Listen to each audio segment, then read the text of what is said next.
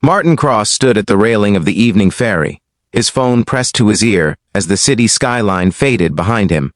At 60 years old, he'd built an empire in commercial real estate, 300 employees, offices in 12 cities, a reputation for being ruthless but fair. None of it mattered today. The doctors had been clear that morning. Stage 4, 6 months, maybe less.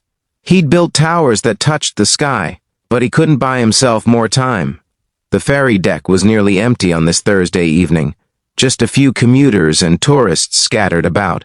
Martin had taken the long route home, not ready to face his empty penthouse and the decisions he needed to make. That's when he heard the voice. "Excuse me, sir?" He turned to see a girl in a wheelchair at the base of the stairs leading to the upper observation deck. She was maybe 10 years old, with copper-colored hair pulled back in a ponytail and eyes that seemed too old for her face. "Yes, can you lift me up to see the sky?" She gestured toward the upper deck.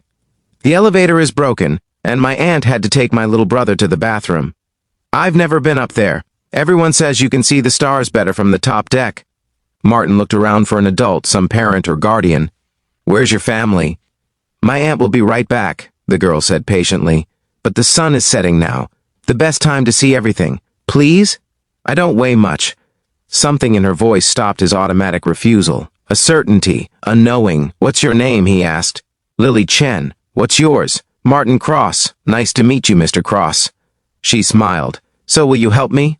Martin set down his briefcase. He was CEO of Cross Development. He negotiated million-dollar deals. He didn't carry children upstairs on ferry boats. But he was also dying, and suddenly the rules he'd lived by seemed less important. "Hold on tight," he said. Lily was light, her arms thin as she wrapped them around his neck.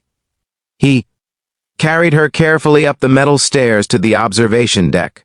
The sunset painted the sky in shades of orange and pink, reflecting off the water like liquid fire. "Oh," Lily breathed. "Oh, it's perfect." Martin set her down gently on one of the benches bolted to the deck. He should go back down, return to his brooding. Instead, he found himself sitting beside her. "You were right," he said. "The view is better up here." "Everything is better up here," Lily said. "When you're in the chair, you see a lot of backs and knees. Sometimes you forget to look up." She pointed at the emerging stars. "My mom used to bring me to the ferry every month. She'd carry me up here, and we'd count the stars together." "Used to?" Martin asked gently. "She died last year, car accident." Lily said it simply, the way children speak of pain too big to fully understand. "Now I live with my Aunt Rosa and my cousin Miguel. They're nice, but Aunt Rosa works 2 jobs. We don't have much time for ferries anymore. I'm sorry about your mother." "Me too." Lily looked at him with those ancient eyes. "You look sad too, Mr. Cross, like you lost something." Martin found himself answering honestly, "I just found out I'm dying. Cancer." He didn't know why he told her. He hadn't told anyone yet. Not his assistant, not his board of directors, not even his ex-wife. But this child with her direct gaze and her wheelchair seemed like someone who would understand. "That's really sad," Lily said. "Are you scared?" "Yes." "My mom was scared too," Lily whispered, "at the end. But you know what she told me? She said she wasn't scared of dying. She was scared she hadn't lived enough. That she'd wasted time being angry or worried instead of looking at sunsets." Martin's throat tightened. "Your mother was very wise." "She was," Lily agreed. "So are you going to waste your time being scared? Or are you going to look at some sunsets?"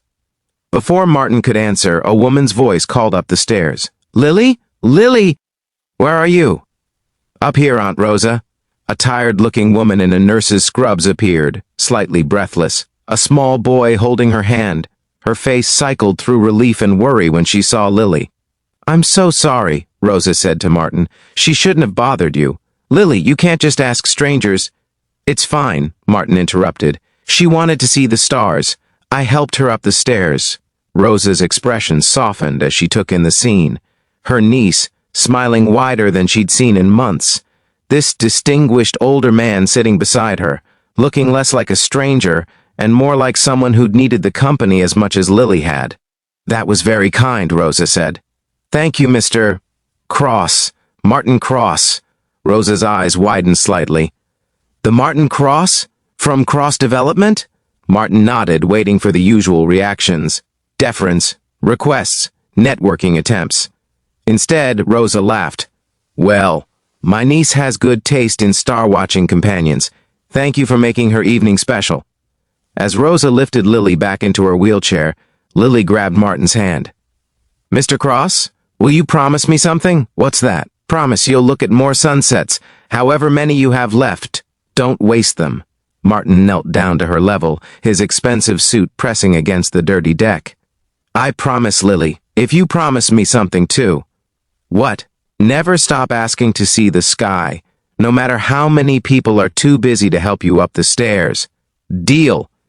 Lily grinned and stuck out her hand. They shook solemnly. Martin watched them descend the stairs, Rosa carrying Lily's wheelchair while young Miguel held his cousin's hand. Something had shifted in his chest. A loosening. A clarity.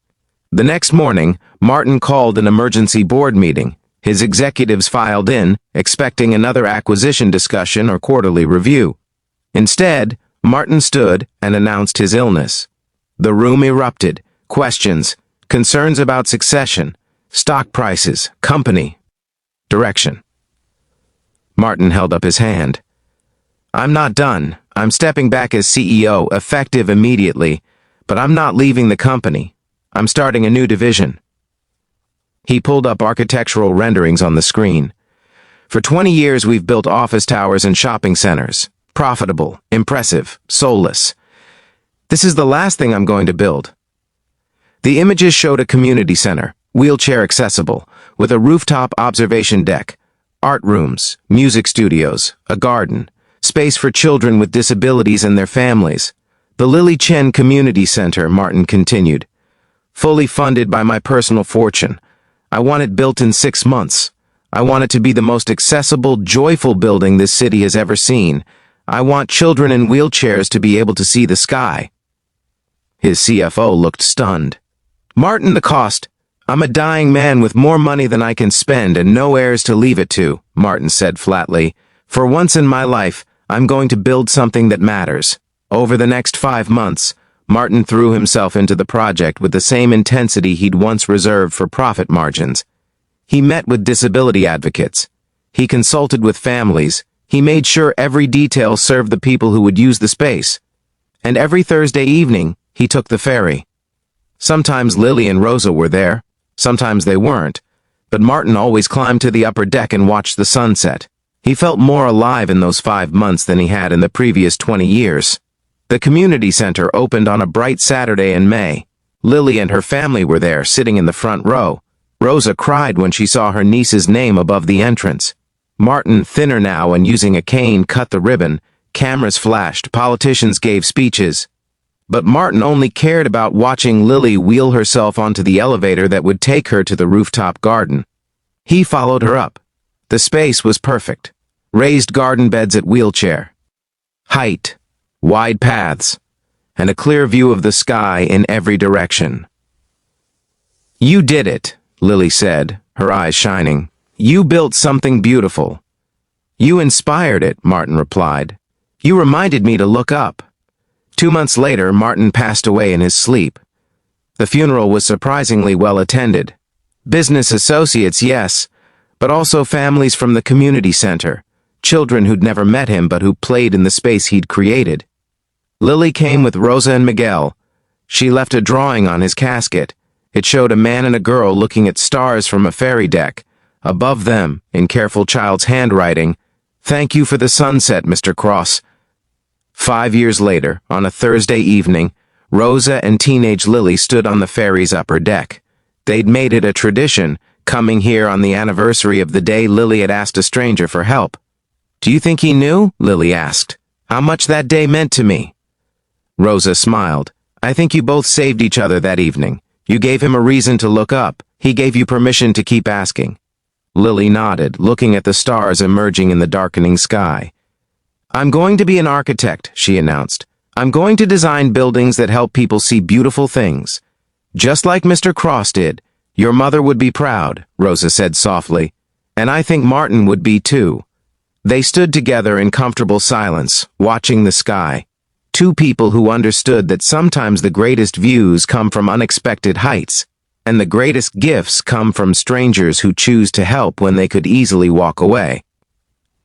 If this story reminded you to look up and appreciate the beauty around you, please like and share it with someone who needs encouragement today. Subscribe for more stories about unexpected kindness and second chances. And leave a comment about a time someone helped you see things from a new perspective. Sometimes it just takes one person asking us to lift them up for us to realize we needed the lift, too.